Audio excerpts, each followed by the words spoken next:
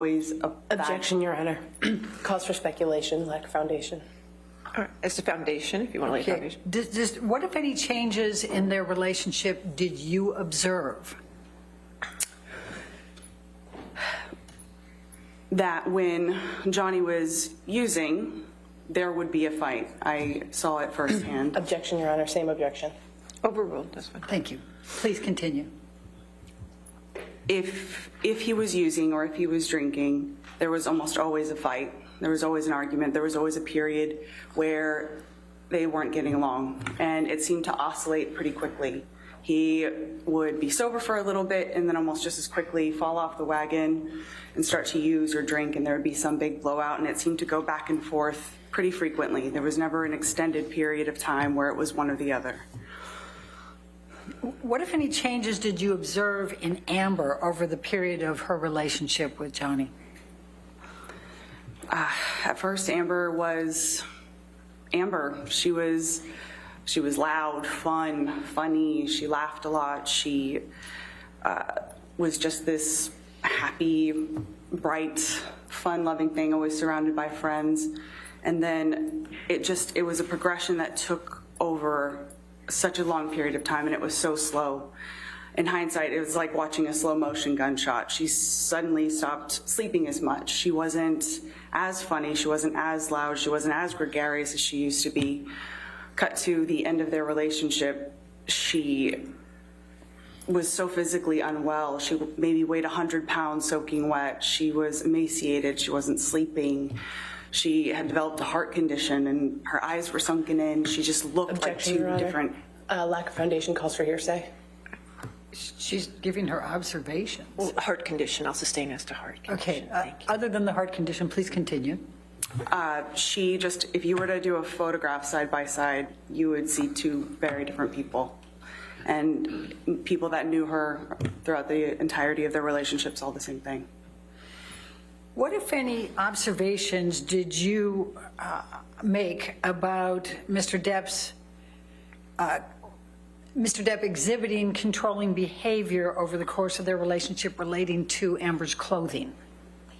Objection, Your Honor. Leading. What, if any, observations did she make about? I'll sustain the objection. What, if any, observations did you make about Mr. Depp's treatment of Amber relating to clothing? At first, it would be like light jokes, or, she left the house wearing something like, oh, you're going to wear that, or just some joke. It was very subtle, And then over time, again, just like the progression of their relationship, it just intensified. Then suddenly it's, they have the same stylist. He and I forgot her name, but suddenly they have the same stylist, and he had been essentially controlling what she wore to events and things like that. So she went from being able to wear whatever the hell she wanted, and then suddenly she's wearing anything that his stylist wanted her to wear, or wanted him to wear. And her style over time just got more and more conservative. What, if any, observations did you make about Mr. Depp with respect to Amber's work? That too was one thing. At first, he was saying he was protective over the kinds of jobs she was taking. Oh, that's not going to be good for her career. That's not going to be good for this, not going to be good for that. And then suddenly he has a problem with her taking any sort of job or any sort of audition. And then it became every time that she even thought about taking a meeting, it was another fight. He would often say things like, I don't even understand why she needs to work. I'll take care of her. I'll take care of you. I'll take care of everyone else. She doesn't need to work at all. It was one of those things that he was, at the end, vehemently against her working at all. What, if any, observations did you make about Mr. Depp's treatment of Amber with respect to friends? Again, these are all things that just very slowly over time just changed. At first, he was very inclusive of all of us. At one point, we all lived downtown together in these beautiful lofts. At first, that was part of the relationship, was getting to know him and him getting to know us. And then just, again, slowly over time, he took issue with Brandon at one point, and then Brandon wasn't allowed in the fold. Time went on, he had an issue with Io. Io wasn't allowed in the fold anymore. And then at some point, even me, he had accused me of doing something horrendous that I had never done. And then suddenly, I'm not allowed around anymore. And just over time, she had such a small network of people that were there to support her. It was hard to watch. What, if any, observations did you make about Mr. Depp's attitude or treatment of Amber with respect to health, her health? Amber was she was a pretty healthy person at first. She didn't have any medical issues that, you know, didn't need intervention of any sort. But in one of Johnny's attempts to get sober, he had employed Dr. Kipper, who had these nurses, and he had a personal nurse that would like administer medication, and, you know, I think the intention was to make sure that he stayed clean and Objection, Your Honor. Calls for speculation. Without discussing what the sustain the objection. intentions were, just go ahead and give us what your observations were with respect to Mr. Depp, with respect to Amber's health. Sure. All of a sudden, for really unclear reasons, Amber had her own personal nurse just administering medication, and from what I saw, it was strange. I didn't think Amber needed, you know, medication on the daily or whatever. And then all of a sudden, she has a therapist that is employed by Dr. Kipper. Even her medical treatment was somehow controlled by or paid for by Johnny. Objection, Your Honor. Calls for speculation with respect to the control. Was to control, but paid for. I'll allow. Go ahead. Okay, thank you.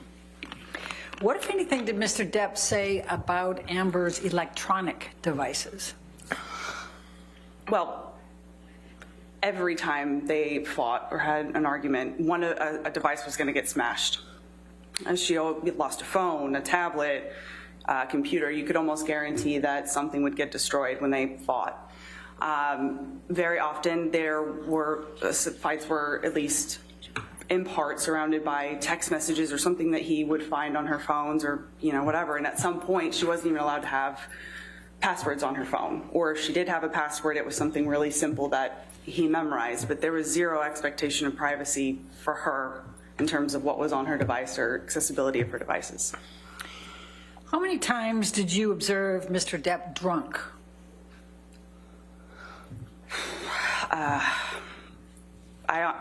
Countless. I mean, too many times for me to quantify. How many times did you observe Mr. Depp high on drugs? Again, it would be really hard to put a number to that. It was a lot. And what types of drugs did Mr. Depp use, to your knowledge and your observation? Well, I've done cocaine and drank with him on a number of occasions, so that. He almost always had weed of some sort, marijuana, like, you know, joints or whatever. I have seen him take MDMA on an occasion, shrooms as well. I once saw him consume a Ziploc bag that had a bunch of just unknown pills, some prescription, some not. He just took them all at once to see what would happen, and he laughed about it. Those are what I can recall. Okay. Now, you said that you also did cocaine with Mr. Depp, is that correct? Yes. What, if any, observations did you make as to what Mr. Depp carried in his pockets? Well, he always had cigarettes or rolling papers. When I say cigarettes, I mean the tobacco and rolling papers. He always had a joint on him. If he was in a phase of using coke, he would carry around a little pill box that had his cocaine in it. He always had a pocket knife, a lighter, and it's about what I can recall. Okay. What, if any, behavior changes did you observe when Mr. Depp had been drinking alcohol or using drugs? Like I said, it was, you know, a completely different version. You know, he was almost unrecognizable when he was drinking and using to an excess. If it was alcohol and coke, he he would slur, he would go on these paranoid, delusional rants about things that didn't make any sense. He, his speech would be slurred. I almost never knew him to use cocaine without drinking. Those were generally combined. When he would smoke weed, he was much more relaxed. He was kind of what you would expect, happy on a couch, laughing. But when he was drinking, he would just get very angry, and he would just say really nasty, unkind things, and it almost didn't, usually about Amber, sometimes about me, but it almost didn't matter if she was in the room or not. He would just say really horrible, horrible, horrible things about her or to her. Can you give the jury a few examples that you can recall? Pardon my language, fucking cunt. He called her a fucking used up trash bag, slimy whore, saggy whore. Fucking cunt was thrown out a bunch. Just horrible things like that. I'm going to take you to March 21st, 2013. We've called it the painting or Keith Richards incident. When did you arrive at the Orange apartment on March 21st, 2013? It was sometime in the afternoon. I came in, and Orange was typically a very neat, clean place, but as soon as I walked in, there was smoke in the air. Remember, it smelled like cigarette smoke, and there was smoke in the air. So somebody had been smoking inside, which was odd because Amber and I don't smoke, and Johnny used to always just go outside to smoke. But walking a little bit further in, there was like furniture askew. Going into the kitchen, there was, Johnny was sat at our little breakfast nook table that we had there, and he was wearing glasses. He had, there was cocaine in front of him. There was booze in front of him, journal, like no newspaper, things like that, just kind of scattered around at the table. And I sat down to talk to him to see what was going on. And it was really hard to understand what he was getting at. It was really clear that he had been drinking for some time. His speech was slurred, and again, it was really hard to follow what he was trying to tell me. At first, he seemed to be upset that my sister had been photographed with our friend Marie in France. He then started saying that it must have meant that she was having an affair with her, and everyone would be laughing at her. And this woman, her father was a French politician, so he then starts rambling on about, he knows what her father's up to, and her this, that, and the other. And again, it was just this strange paranoid tailspin is the only way I can describe it. It wasn't true. My sister wasn't having an affair with this person. Objection, Your Honor. I think this is pretty non-responsive at this point. All right, next question. Sustain the objection. Please describe what your conversations were and your observations were with Mr. Depp. So as I'm sitting there talking to him, Amber is in the kitchen, and she's not sat at the table or anything. She's kind of hanging back, and Johnny's still talking to me about what the problem was. And then all of a sudden the focus shifts to this painting that has been on the wall ever since Amber and I moved in. And the painting was done by one of my sister's exes. So he was convinced that it was on the wall to taunt him, to tease him, and how disrespectful that he had to wake up next to this painting. And it surely meant that Amber and Tasha were back together again, which of course was not true. But he was then upset about that. He was upset about this painting that was on the wall. I was trying to talk to him, not only to just try to figure out what was going on, but I was trying to get him out of the house because he was already very late for filming this documentary that was being shot at one of his houses. Was that with Keith Richards? Correct. Okay. That was my understanding of it. Please continue. So for hours we sat there. I was trying to, talk to him, make him feel like everything was okay, just try to get him out of the house. His assistant kept coming in and out at one point. And all the while, Amber is just in the kitchen. She's like giving us space, but she's in earshot, and he's saying these things about her. And at one point, she tries to come over to like check on him, and she kind of embraces him from behind, and he's just like, fuck off, and, continues to say these things about her. And again, we sat there forever, and eventually we did get him to leave the house. So, but he insisted that Amber come too, and that if they were going to work it out, she'd have to be there, and they would talk about it at some other point, I guess. Let me just stop you for a minute. What, if any, injuries did you observe on Amber at that time? At the time, it was before I had a real understanding of what was going on. It was pretty, I didn't know, frankly. And her face was swollen, but I didn't, and it was kind of red. I thought she had just been crying. And her lip did appear to be cut. But again, that at the time, that wasn't what we were trying to do. It wouldn't have been appropriate to, talk to her about it or anything. That wasn't my focus, frankly. My focus was just sitting there trying to figure out what he was upset about and get him out of the house. So how long were you at Orange with Mr. Depp and Amber before he left to go to the Keith Richards? A few hours. I couldn't say, maybe around like 4 or 5 hours. Okay. It took a minute. Now, did you accompany Mr. Depp over to the recording, or did you stay? I did. And did Amber go too?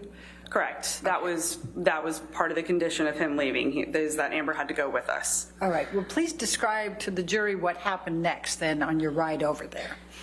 So Amber and Johnny were sitting in the back. I was in the front with Sterling, the driver. And they weren't saying much back there. There was music playing pretty loudly. So I couldn't really hear what was going on back there. But at some point I heard the back door open, or the back window open, and Johnny is holding our dog out the window. And I froze. I was scared because I just remember thinking, I knew how inebriated he was, and the dog was very small. I thought if she twitched or if he lost her somehow, she was just going to go out the window. And Amber, of course, was just saying, Objection, Your Honor. Not often to prove the truth of the matter asserted, Your Honor. I'll sustain the objection. Okay. Don't say what Amber said. Just go ahead and continue with your observations. He brought the dog back into the car, and he was just laughing, this really scary, loud, like it was almost like a cackle. And he then made some joke about putting her in the microwave.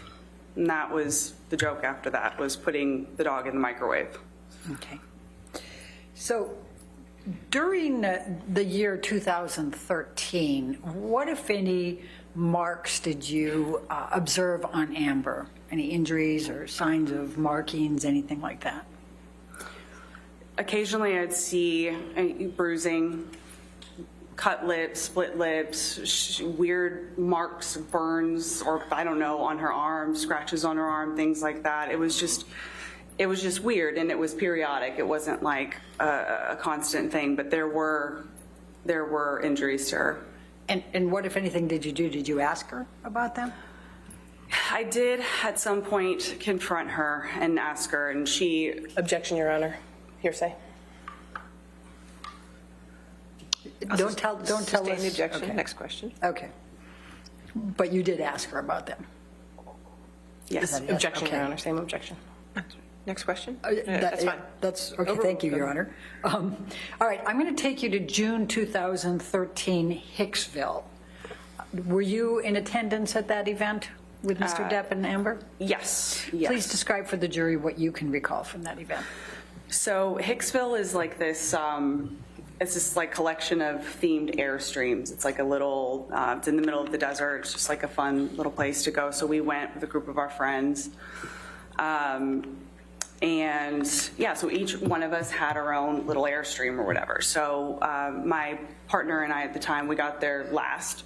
So as we're going around checking out the different Airstreams, because again, each one of them had a different theme, so it was kind of fun to see, who was staying in which theme or whatever. I open Amber and Johnny's, and there's cocaine on the table. And I didn't really think much of it at the time. I was just like, all right, fine, we're all here to have fun. And that night, we sat around the campfire. Everyone was drinking. Some people were taking shrooms, and then I drank too much, and I went to bed early before everyone else. And then the next day, when everyone was cleaning up, I had heard about something that had happened the night before, and an altercation that... Objection, Your Honor, hearsay. Don't tell us what you heard. Go ahead and just tell the jury what you observed. I observed people cleaning up after what appeared to be just a night of friends hanging out. I then went to my sister's trailer, where she was staying with Johnny, and it looked like a bomb went off in there. There was broken things, things had been skewed. It just looked incredibly messy. It looked like somebody had ransacked it. That's what I observed. Okay. Now I'm going to take you to September 2013. What, if anything, did you do with Mr. Depp relating to going to London? So September 2013, that was around the time of my birthday. Amber was filming in London, and she wasn't able to make it back for my birthday. And it was also a friend of ours, Io, also has a birthday the same time, or around the same time as me. And Johnny thought it would be great to load up and surprise Amber on set. He thought she would really enjoy it, and so that's what we did. We loaded up, we went on a plane that he chartered, and I believe my father was with us as well. And yeah, Johnny and I drank and did a lot of cocaine on that plane, and I ended up passing out. But we get to London, and it was wonderful to see Amber, and we had a dinner that night at the hotel that we were staying at, or it was either that night or the next night, I can't remember exactly, but at one point, Johnny picked up a steak knife and he hurled it at his assistant. It missed him, but obviously Nathan got upset and he left, and he was upset as well. And a fight broke out between Amber and Johnny that night. I didn't witness it. I wasn't there. I knew that they Objection, were... Your Honor, lack of foundation. All right, I'll sustain the objection. Okay, Next question. So you can't tell us about it if you weren't there. So Okay. what happened next that you were aware of? I left sometime after that, and when I touched down in Los Angeles, I learned that they had... Objection, Your Honor. Not offered to prove the truth of the I'll matter, sustain the Your Honor. objection. Next question. When did they get engaged? They got engaged at some point when I was on the plane. I left London. By the time I landed in London, they were engaged. Okay, thank you. Now I'm going to jump all the way to November 2014, the 2014 Hollywood Film Awards. What, if any, involvement did you have with Mr. Depp relating to the Hollywood Film Awards? I was called over to where he was getting ready, 80. And when you say 80, are we talking about Sweetser? Yes, that's one of the houses that is on that street that Johnny had. He had several houses on that street. 80 was the one that he referred to as like the man cave. That's where he spent a lot of time. So I was summoned to 80, again, following a fight that he and my sister were having. And Objection, Your Honor. Lack of foundation. Just go on, just don't talk about what you weren't party to. You got Okay. there, please tell the Sustain the jury. objection. Go ahead. Okay, please tell the jury what you observed, what happened Sure. when you were there. Sure. When I got there, Johnny was outside, and he was very drunk already, and he was continuing to drink. He was, again, rambling about my sister having affairs with people that it just wasn't true, and just kept saying things. It was, that she doesn't need to work, and he doesn't understand why she continues to take jobs. She must be doing it to insult him or to hurt him, or she's only taking these jobs because she wants to meet people. I don't know. the entire time that we were talking, his sister and his, assistants at one point, everyone was trying to get him out of the house because he was already very late for this. But eventually they did get him to leave the house.